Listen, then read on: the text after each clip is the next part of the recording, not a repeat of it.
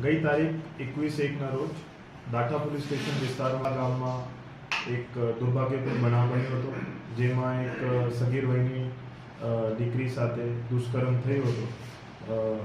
આ બનાવ 21 તારીખે બપોર 1 વાગ્યાથી 1:30 વાગ્યાના વચ્ચે આંબલા ગામના વાડી વિસ્તારમાં બન્યો હતો,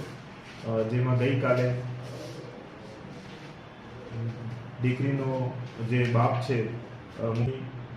રેપ, BNS હેઠળ અને પોક્સોની ફરિયાદ રજીસ્ટર કરવામાં આવી છે અને આગળની તપાસ PI કક્ષાના અધિકારી PL ધામા સાહેબ ચલાવી રહ્યું છે. જેમાં આરોપી બાબતે તપાસ કરતા આજે જે આરોપી છે કરણભાઈ શામજીભાઈ ઢાપા રહે આંબલા ગામ પોલીસ સ્ટેશન દાઠા એ મળી આવેલ હતા અને એમની આજે ધોરણસરની અટક કરવામાં આવી છે. હવે આગળની તપાસ FSL ના અધિકારીઓ સાથે અને જે મેડિકલ તપાસની છે એ કરવામાં આવી છે અને આ ગંભીર ગુનામાં